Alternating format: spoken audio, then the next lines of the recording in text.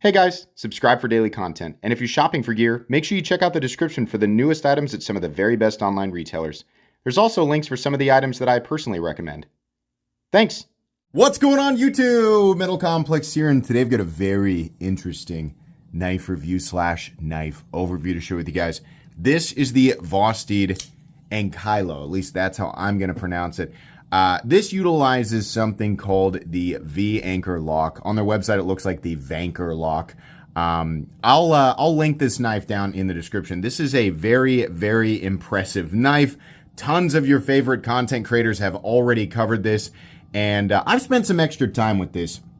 Vosteed's actually been on me. They're really curious about what I thought. I've seen them in my Instagram DMs, but I wanted to wait and do this video. I've been carrying this for a bit, and it's very, very impressive.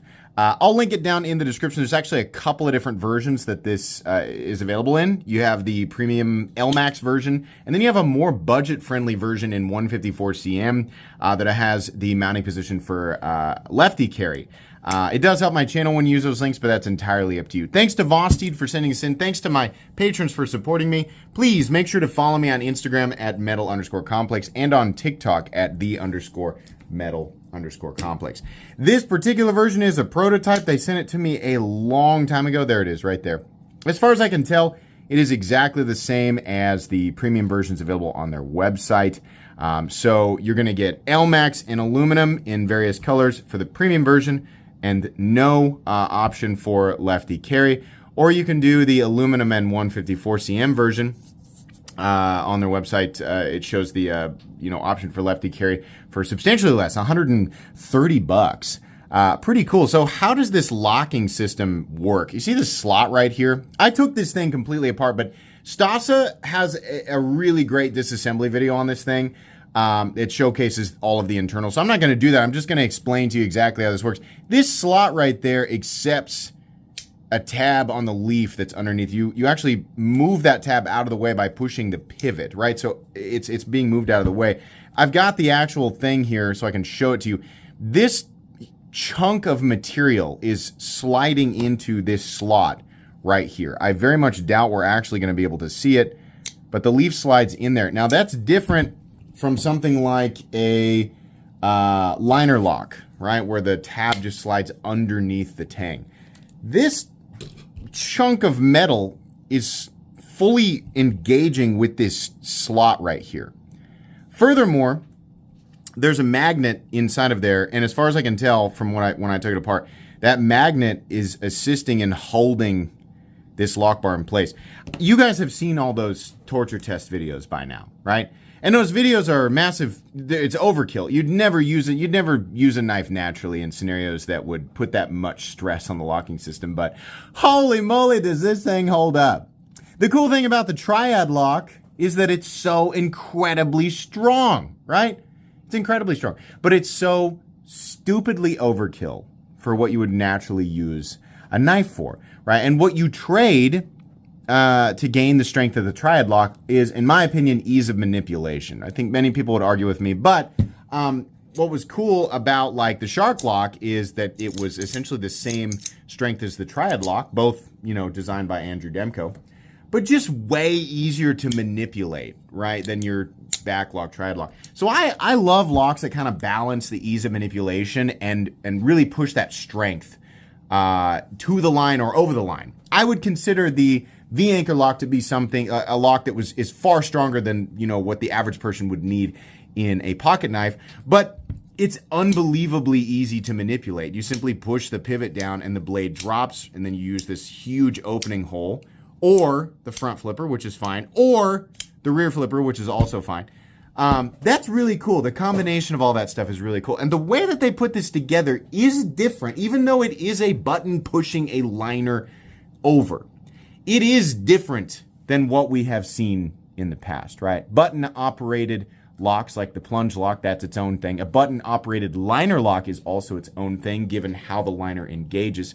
And even a button-operated compression lock like Vosteed's own top liner lock is still different. This is still its own thing. So I wanted to give this the proper intro because it really is, I think, a lot more complicated than people understand. Really, really cool. So anyways, let's go ahead and get a measurement of this guy. The overall length is coming in at about 7.75 inches. And I need to stress this. This knife feels substantially larger than it is. Like if you hear that measurement, and you're like, oh, under 8 inches. It really feels like a full-size knife. It does not feel dainty in the slightest. Blade length, not quite 3.25. It's like 3.2 maybe. The cutting edge is about 2.85. Let's go ahead and do some size comparisons. Any custom scales you find in this section can be found down in the description under original goat and others. So up against the 80-10 and the 80-20.5. Definitely closer to the size of 80-20.5, but it's substantially more robust, especially in the handle. We're going to talk more about that. How about up against the Spyderco PM2 and the Spyderco Para 3? Closer to the size of the Para 3. A little more cutting edge there. Probably cutting edge similar to the PM2. Little less cutting edge than the PM2. That's okay. And then finally, let's put it up against the Benchmade Griptilian, or in this case, the Ritter Hogue and the Hogue Deca. Alrighty, so how's the action on this knife? Mine is a prototype, and right off the bat, the action was, I don't know if describing it as gritty is the right way, but that's gone. The thing is just smooth now. So the bearings, in order to accept this massive pivot barrel that is part of this like proprietary housing for the whole system, right? These huge bearing washers, and yeah, they work just fine. It's super smooth. You push the button and it releases, right? The detent that is created here is, as far as I can tell, I mean, it feels very similar to like a traditional liner lock or frame lock that has a detent ball. You have the distinct break, right? And even the click, really cool. That's what I like. That's the problem with like plunge locks and other systems, is if they don't have that crisp detent ball break, they just don't quite feel as satisfying. And making something like a flipper or a front flipper work with systems that rely on something else for a detent, it just doesn't quite feel as crisp. Deploying it with the hole here is my favorite, right? Whether you do like the flick out or you just wheel it out, right? Front flipper, I don't love front flippers, but I think it works fine. It's not like the most, oh my gosh, right? Thwacky front flipper. And then the rear, like the low profile flipper, that's light switch only, and it works fine also.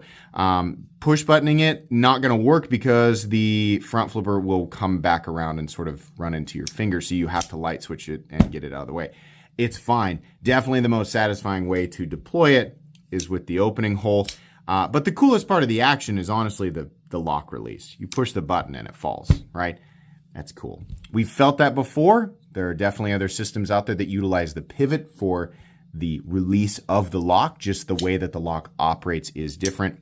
But this is satisfying and it works whether you have a bare hand or your hand is gloved. There's a way to open it. It's very convenient, right? Feels very premium. It does not feel sloppy. And again, this is a prototype.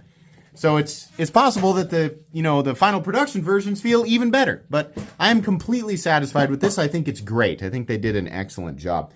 Let's go ahead and do carry profile thickness up against the Spyderco Para 3. Oh boy, howdy, that's a thick boy. Holy moly. I mean, it's fine. It's not like, I'm making a big deal out of it, but it's really not like Medford thick. It's just funny that they were like, yeah, let's really slap on the armor on this thing. Man, it's robust feeling for sure. I think they probably could have made this a little thinner, but here's the thing.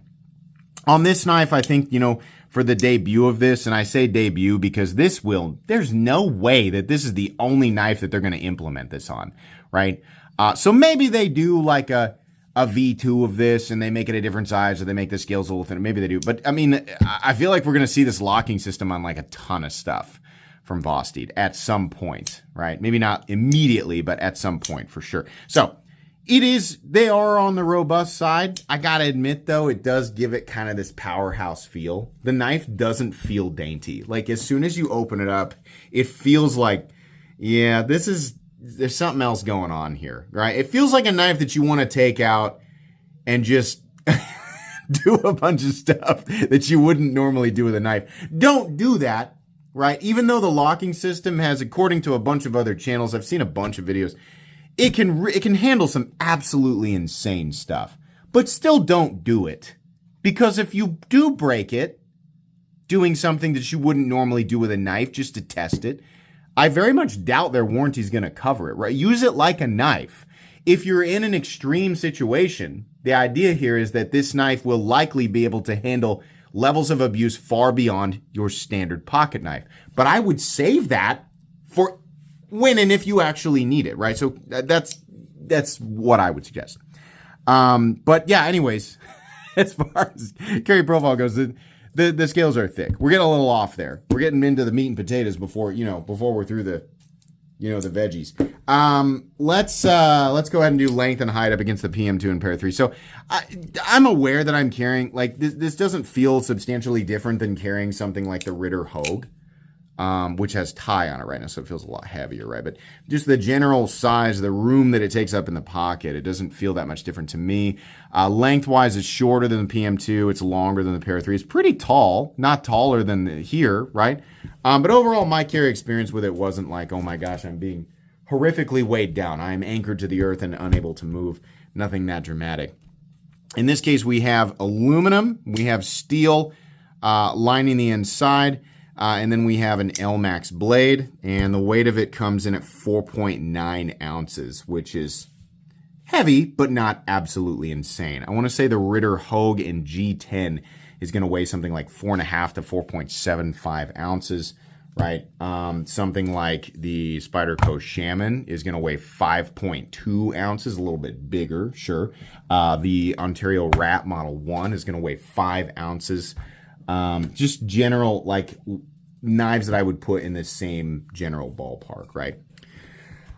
So heavy, but not insane. Ratios are not incredible, but your balance, because I think maybe everything that's involved in the pivot, and the blade is pretty robust too. The balance, honestly, is right behind the pivot. So for a lot of you, that might go out the window with this knife being so well balanced. It just feels good. I really don't have an issue. It's just going to be the thickness that might bother some people. I'm going to go ahead and get out my tools, and we'll do a hardware check. As per usual, my tools are very inexpensive and very recommendable. You can find them right down in the section of my description that talks about the tools I use on this channel. So the disassembly is definitely more involved than a typical pocket knife, but it's not that hard to get into. I mean, you just need to keep track of the pieces. But I think if you watch some of those disassembly videos that are out there, it looks really intimidating, and it really isn't. It's actually pretty darn straightforward.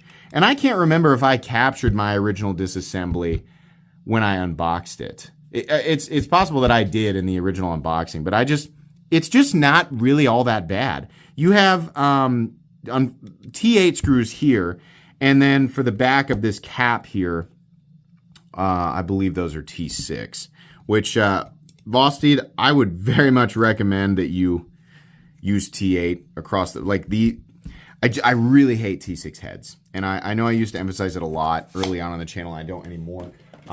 For things like a pocket clip, no big deal. For something like the pivot cap in this case, yeah, that needs to be T8. Just so there's better reliability over time, right? Because you definitely don't want to strip these. You strip a pocket clip screw, well, who cares, right? It's not that big of a deal. It's not the end of the world. It's annoying, right? But oh boy, on this, I wouldn't want to strip that. I think you're fine as long as you have a quality bit and you're like controlling it and not like being all floopty-doopty with it. You should be okay, right? This has quite a few screws, and like I said, the disassembly process is far more involved than something like a 4-screw and pivot liner setup. So just as long as you have a place to put your hardware, right, you should be good to go. And the right tools, you should be good to go. But it's more involved. But you can totally do it, right? Let's go ahead and measure the blade stock thickness. Blade stock thickness on this guy is coming in at 135 thousandths. That's smack dab in the middle of the road as far as I'm concerned. All right, meat and potatoes time. Nothing here at first glance that, gives the impression that anything different is going on. You have an open ergonomic profile, right? Standard hammer grip right here, relatively comfortable. Pocket clip is kind of going right up into this area of my hand. No big deal. I think honestly, Vosteed, the reason I want this moved back a bit is not because I think that the deeper carry, the better. I mean, I am somebody who prefers a deeper carry, but I think people who are holding it like this would prefer that the bill of the pocket clip is not going right here into your hand. The further back, the more comfortable, because as I'm squeezing and pushing down, a lot of that pressure is already here. So having a pocket clip that is sandwiched and creating additional pressure right there, that in the past, knives where the clip is in that position have caused blisters and things right here where, pocket clips that are moved back, not so much, right? But in the choked up position, that pocket clip is way back here, not uncomfortable at all. The rest of the knife, while it is, these are flat scales. The chamfering is heavy enough that everything feels very, very comfortable. Nothing feels sharp. What I was going to say is to move this back, maybe the lanyard barrel, you could move this back to the corner, right? I mean, there's a million different ways to do a lanyard area without absolutely having to have this, this whole barrel through the knife. I would prefer that the pocket clip be moved up and this screw be moved back. The lanyard barrel itself be eliminated. You could make that final standoff like a little bar, like with I don't know how they describe it. It's like a barrel, and then there's a bar within the barrel that's kind of housed and kept away from the blade. There's a ton of companies that have done this, eliminating the need for this extra barrel here, this Spyderco style barrel. Lanyard people can still attach lanyards with just as much, structural integrity, right? So I feel like that's unnecessary. This could be moved back and made slightly more ergonomically comfortable. But that is one of my only nitpicks. It's one of my only nitpicks. And some people will say that flat out doesn't matter to me. So who cares, right? The overall aesthetic of the knife, like I said, is fine. It's good. It looks very similar to plenty of other knives that we've seen before. I do like the profile of the blade. I think that this is an excellent blade profile for everyday use. It kind of, I always call this reverse tanto, and plenty of people have a problem with that. And, before you type me up a paragraph, let me stop you. This is going to sound super rude. I don't care. These blades that are this general shape, my main point is you have the curvature, right? The belly of something that has a drop point blade. I got my dead skin there. That was real close. It's a sharp blade. We have the belly of something that's similar to a drop point blade, and then you have the drop nose of something that's similar to a sheep's foot without really being either. You still have a tip, right? I like this being able to get up behind the edge and do draw cuts. Not quite as easily as something that's like a Warncliffe blade, but you can still definitely do it. The blade, I would call that, I guess, kind of medium. It's certainly able to slice and puncture, no problem, but it's robust enough that if you're going to use it outside of the normal parameters that you would generally use a folding knife for, right, which is kind of suggested, not, implied suggested. It's not stated like definitely take this thing out and pry the doors off of bomb shelters, right? But the whole thing is robust enough that it's like if you really needed to, it would probably do better than a typical knife, right? It's definitely plenty slicey. Not absolutely laser beam, oh my gosh, but plenty slicey. It's plenty good for what you would normally do with a knife. I don't love the black wash finish, but you do have multiple options there, so that's perfectly fine. It says Vosteed on the blade. The inside of the opening hole is definitely knocked down, so it's not going to be shaving your fingernails. I love that they gave you purposeful jimping out right about where it's like a little further than where your index finger would be in the choked up position. I really like that. That's great if you're going to do some, I guess, detail work, or you just, whatever you're doing, you want your thumb up here on the spine. It feels good. Like it's a genuine lock-in. Not decorative or anything like that. Love that there is a choke up spot. I think that's great. This is plenty of blade for me. Some people do super ultra specialized stuff where they don't want to choke up and they need to maximize the amount of blade. For the vast majority of people on the planet, this is more than enough blade for what you're doing, right? So I think that's fine. The colors are interesting. In this one, we have like kind of a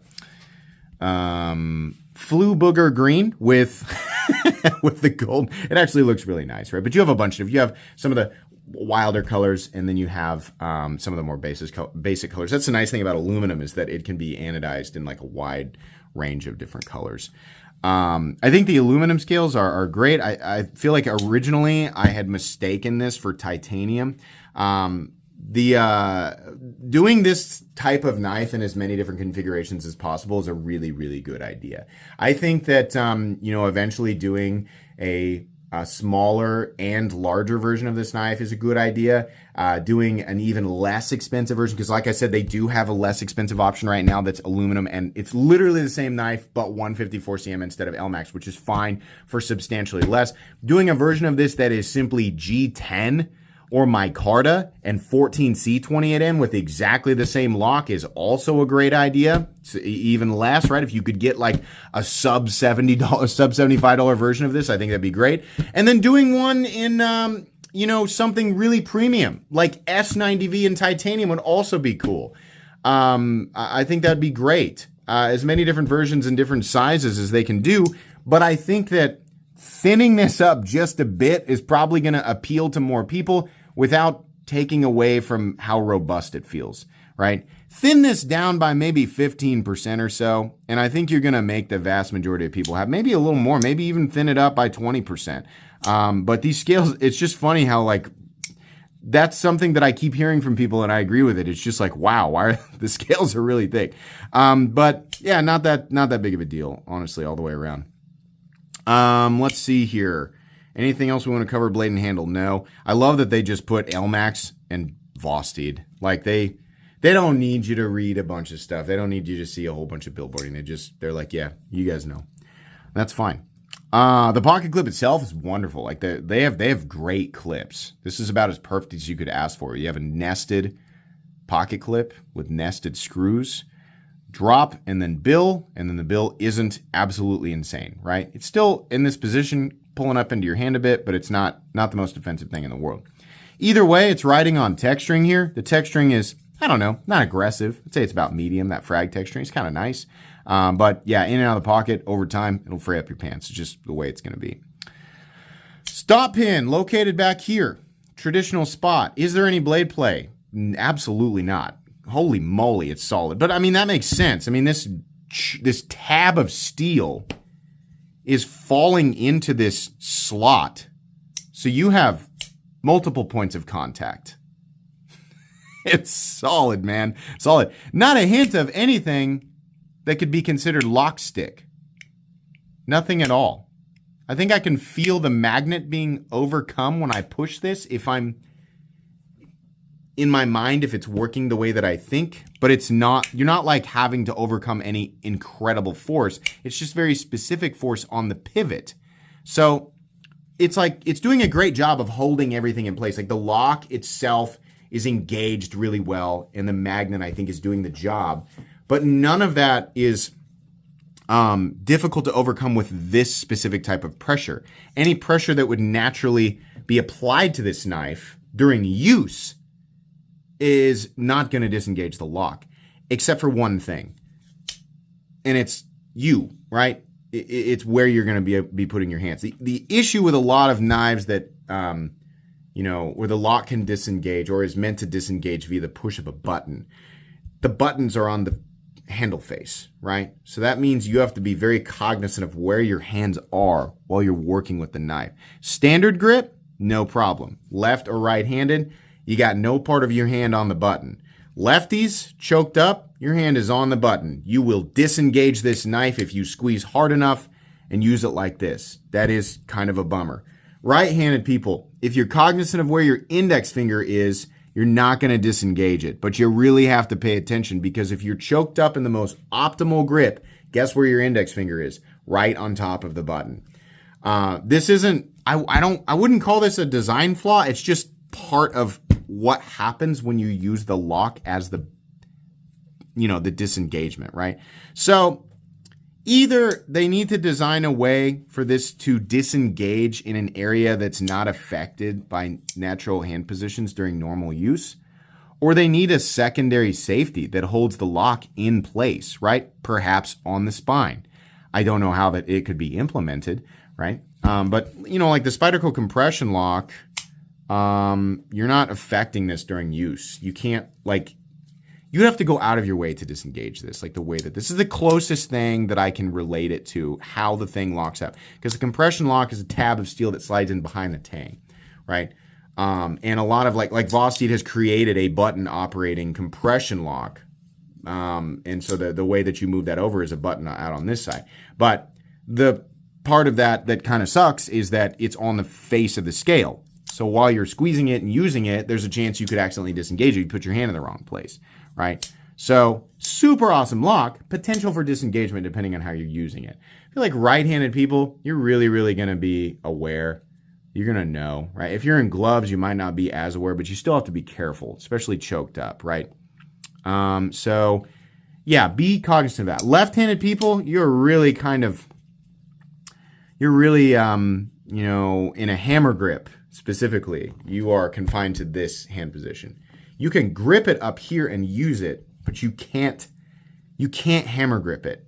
If you do, I mean, I'm telling you, look right there, it's disengaged. It doesn't even take that much force. So it's not bad. The lock isn't weak. It's just where you might put your hands. Overall, though, this is really great. And the fact that you can get a version of this for $129 is phenomenal. Yeah, huge fan of what Vosteed's doing here. This is awesome.